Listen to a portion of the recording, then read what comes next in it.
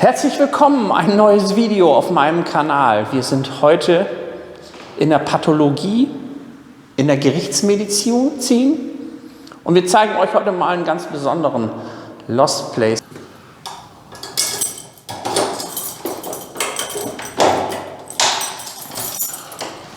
Andrea, wo sind wir? Das sieht so aus, als würde da jemand drunter liegen. Ja, nicht jemand, sondern etwas, ein wirklich medizinhistorisch wichtiges Objekt, die sogenannte, ich mache sie mal frei, eiserne Lunge.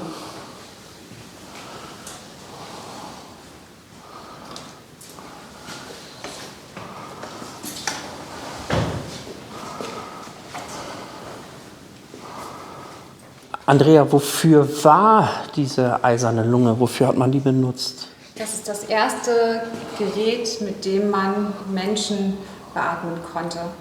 Sie wurde 1928 erstmals benutzt von dem Ingenieur Philip Drinker, einem amerikanischen Ingenieur, der gesagt hat, er möchte ein Gerät finden, mit dem man Leute beatmen kann. Und das kam jetzt nicht von ungefähr, sondern zu der Zeit grassierte eine große Polio-Epidemie, also Kinderlähmung. Und da gibt es viele verschiedene Verlaufsformen. Die schlimmste ist, wenn man auch die Atemmuskulatur betroffen hat und eben ersticken musste bis dahin. Und dieser Philip Drinker, der hat halt ein Gerät gebaut.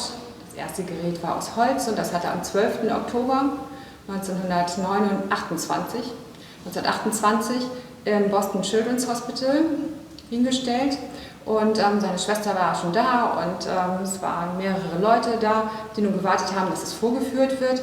Und es war auch ein 8-jähriges Mädchen, was dann gerade in die Atemlähmung kam und praktisch erstickt wäre.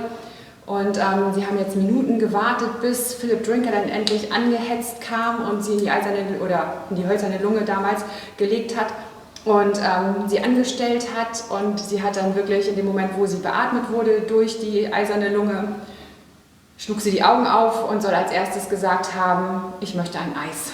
Und alle fingen an zu weinen und sie wusste überhaupt nicht, was los war und warum. Also das ist der Beginn von dieser Medizin-Geschichtslegende der eisernen Lunge.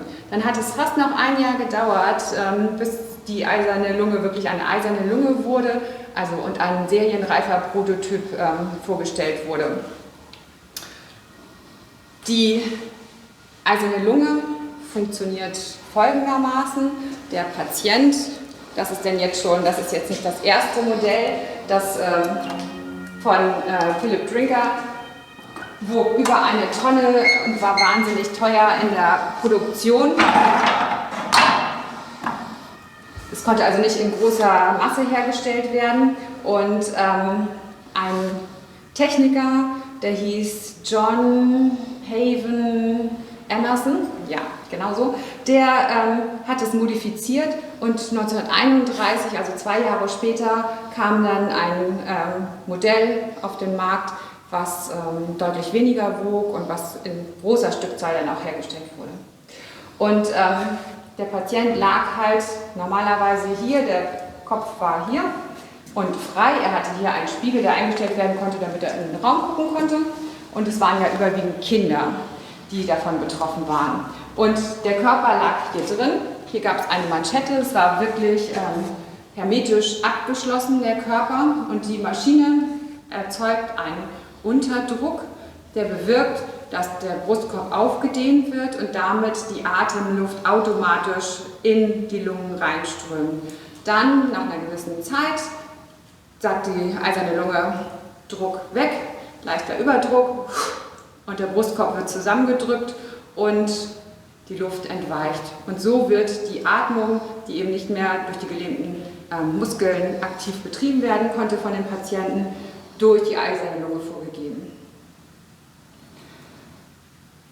Bis wann waren diese Geräte im Einsatz? Ja, also bis 1970 wurden sie produziert. Dann gab es zum einen Beatmungsgeräte, die einfacher waren als diese riesigen Monstren.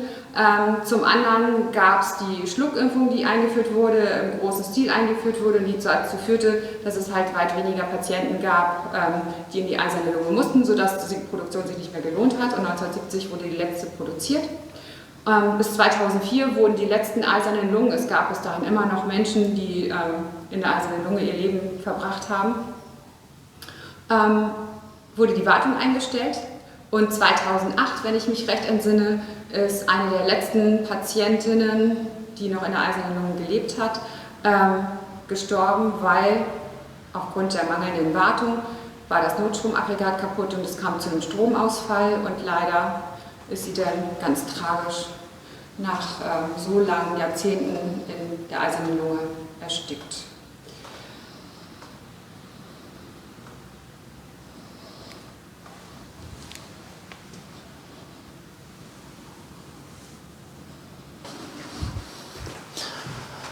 Ja, das war's, unser kleiner Film hinter verborgenen Türen.